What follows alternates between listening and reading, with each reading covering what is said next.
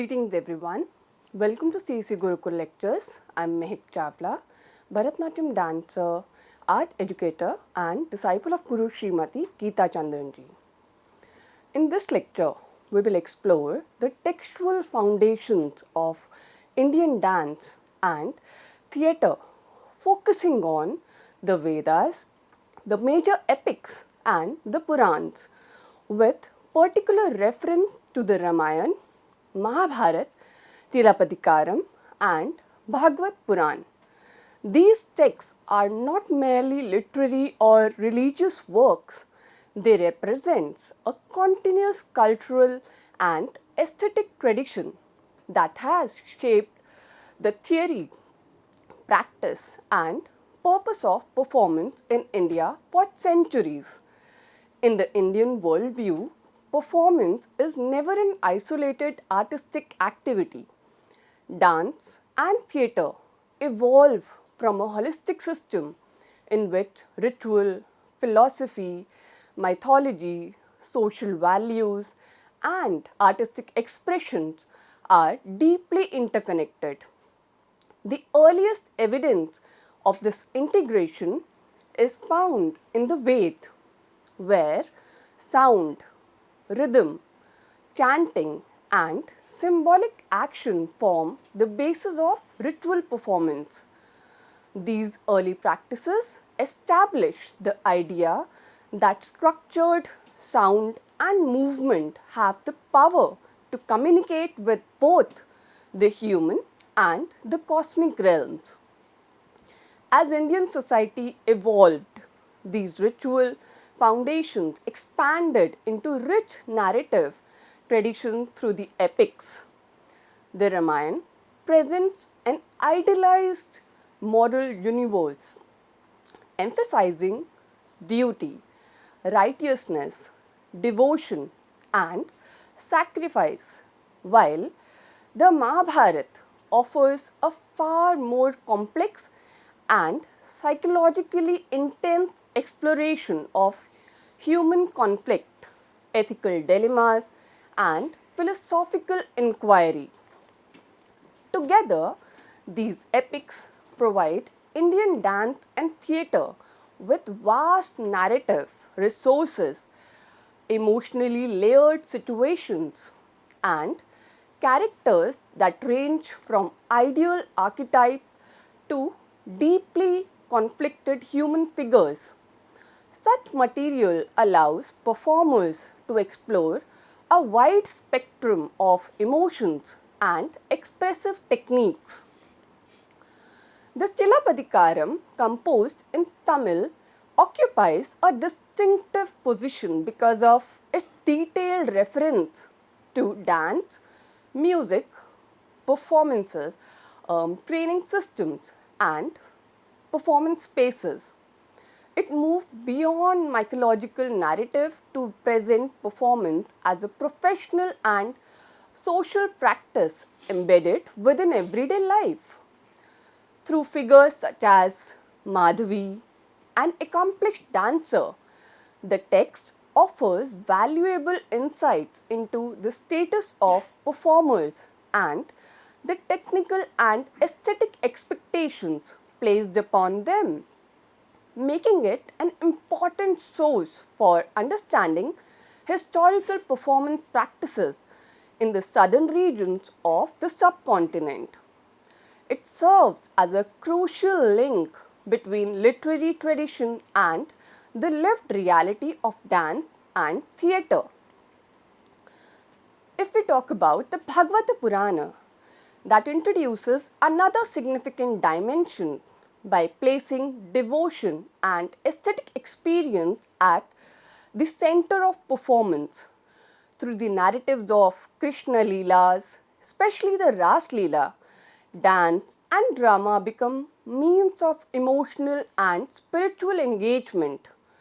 Performance here is not only representational but participatory, inviting both performer and spectator into a shared experience of devotion and rasa. In this lecture, we will study these texts in terms of their content, character and relevance to dance and theatre, showing how they collectively shape narrative structures, character portrayal, emotional expression, and the very purpose of performance in the Indian tradition. By understanding these literary sources, we gain deeper insights into how Indian dance and theatre function as embodied storytelling, ethical reflection, and aesthetic experience across time and regions. The Vedas form the foundational body of sacred knowledge in the Indian tradition and play a crucial role in shaping philosophy, ritual practice, and artistic expression. They are not the work of a single author, but a collective body of hymns, chants, ritual instructions, and reflections that developed within a strong oral tradition. The four Vedas, the Rig Veda, Sam Veda, Yajur Veda, and Atharva Veda, together present a worldview in which human life, nature, and the cosmic order are deeply interconnected. While the Rig Veda focuses on hymns of praises, the Sam Veda gives these hymns a musical form. The Yajur Veda organizes ritual action, and the Atharva Veda reflects everyday concerns related to health, society, and domestic life. Taken together, they reveal a culture in which sound, action, and meaning are inseparable. Having understood what the Vedas are and how they are structured, let us now move more closely to what these texts actually contain. The content of the Veda is primarily expressed through hymns and ritual chants addressed to deities representing natural and cosmic forces. These hymns praise fire as a mediator, celebrate rain and fertility, and invoke principles that maintain harmony in the universe. Alongside ritual praise, the Vedas also contain reflective passages that question the nature of creation, existence, and the relationship between humans and the cosmos. An important feature of this content is that it is meant to be recited aloud, not silently read. The hymns follow strict metrical patterns, and their meaning and effectiveness depend on correct pronunciation, rhythm, and breath control. This reliance on structured sound gives the Vedic text a musical quality and introduces early ideas of rhythm and tempo. Now that we have seen what kinds of ideas and materials the Veda contains, we can move on to understanding the overall nature and character. The Vedas are fundamentally oral, ritualistic, and symbolic in character. Knowledge is preserved through memorization and precise recitation, making sound the primary medium of transmission. Chanting requires disciplined control of voice, breath, pitch, and rhythm, turning recitation into a highly regulated practice. Central to the Vedic worldview is the concept of Rit, the cosmic order that sustains balance in the universe. Human actions, especially ritual actions accompanied by sound and movement, are believed to support this order. As a result, every word uttered and every gesture performed carries symbolic significance. This close relationship between sound, movement, and meaning reveals an early awareness of performance as a structured and purposeful activity. This performative character of the Veda naturally leads us to their importance for understanding the origin of dance and theatre. The Vedas are significant to dance and theatre because they introduce the earliest principle of organized performance.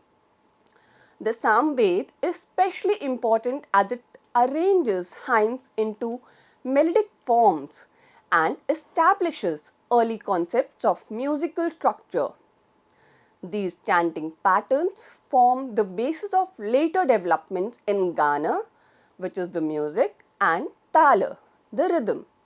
Similarly, the ritual practices described in the Yajurveda involve coordinated movement, specific postures, and spatial arrangements. Priests performing rituals follow fixed sequences and directions, requiring awareness of timing, space, and bodily discipline, elements that closely resemble theatrical organization. Beyond technique, the Vedas also shape the philosophical understanding of performance. Performance is viewed as a meaningful act that educates, uplifts, and maintains social and cosmic harmony. This idea later develops into the concept of Natya as the Pancham Ved, created for instruction, moral guidance, and aesthetic enjoyment. Dance and theatre thus inherit from the Vedic tradition the belief that performance is not merely entertainment but a powerful medium for conveying values, emotions, and collective experience. In this way, the Vedas provide both conceptual foundation and the performative impulse for the growth of Indian dance and theatre traditions. From this ritual and sound-based foundation found in the Vedas, we now move toward narrative traditions where stories, characters, and emotional expression become central. Now we move to Itihāsa, the epics. The category of Itihāsa occupies a unique position in the Indian literary and cultural tradition. The word itself conveys the idea of this is how it happened, suggesting narratives that preserve collective memory rather than verifiable historical fact. These epics are shaped by oral transmission, poetic imagination, and ethical reflection, allowing them to speak simultaneously to society, philosophy, and art. From the perspective of performance, Itihāsa is especially significant because it is inherently narrative driven, character centered, and emotionally expressive, qualities that lie at the heart of dance and theatre. The epics do not merely tell stories, they invite enactment, embodiment, and interpretation, making them living texts within performance traditions. Within the broader framework of Itihāsa, the Rāmāyaṇa emerges as one of the most enduring narrative sources that has deeply shaped moral thought, visual culture, and performative expression. The Rāmāyaṇa, traditionally attributed to Valmiki, presents a carefully structured narrative centered on the life of Ram, the Prince of Ayodhya. The epic unfolds through a sequence of interconnected events, beginning with Ram's early life and exile, followed by Sita's abduction by Ravan, the alliance with Hanuman and the Vanar, and finally the great conflict culminating in Ravan defeat. While the storyline appears linear its deeper purpose lies in exploring how an individual navigates duty, relationships, and ethical responsibility in different circumstances. Each episode functions as a self contained dramatic unit while simultaneously contributing to a larger moral and narrative, are making the text specially suitable for episodic performance. Beyond the storyline itself, the Ramayana gains its lasting relevance from the values and emotional themes that permeate the narrative. At its core, the Ramayana is a meditation on dharma, understood not as rigid law but a context sensitive to moral responsibility. Ram's action consistently raised questions about personal desire versus social obligation, loyalty versus suffering, and power versus restraint. Alongside dharma, the epic explores bhakti, tyag, and karuna, the compassion. Emotionally, the text moves through a wide spectrum: joy, longing, grief, courage, anger, and forgiveness. Yet, these emotions are presented with clarity rather than ambiguity. The emotional transparency makes the Ramayana particularly effective for performative traditions that rely on visible and legible expression. These themes become most vivid through the epic's character, each of whom embodies specific ethical and emotional ideals. The Ramayana is marked by its idealistic character construction. Ram is presented as Maryada Purushottam, the embodiment of ideal conduct, whose gestures lies not in conquest but in self-restraint and adherence to duty. Sita represents resilience, purity, and moral strength, her suffering transforming her into one of the most powerful emotional centers of the epic. Hanuman exemplifies unwavering devotion, courage, and service, often becoming the most dynamically portrayed character in performance. Ravan, though clearly positioned as the antagonist, is not entirely one dimensional. His learning, power, and ego make him a compelling figure whose downfall serves as a cautionary tale. This clear moral polarity combined with emotional depth provides performers with well defined roles with still allowing space for nuanced interpretation. Because of the strong narrative clarity and archetypal characterization, the Ramayana naturally lends itself to adaptation within dance and theatre tradition. In Indian classical dance traditions, the Ramayana functions as a primary narrative reservoir. Dance forms such as Bharatanatyam, Kathakali, Kuchipudi, Odissi draw extensively on its episodes for solo and group performances.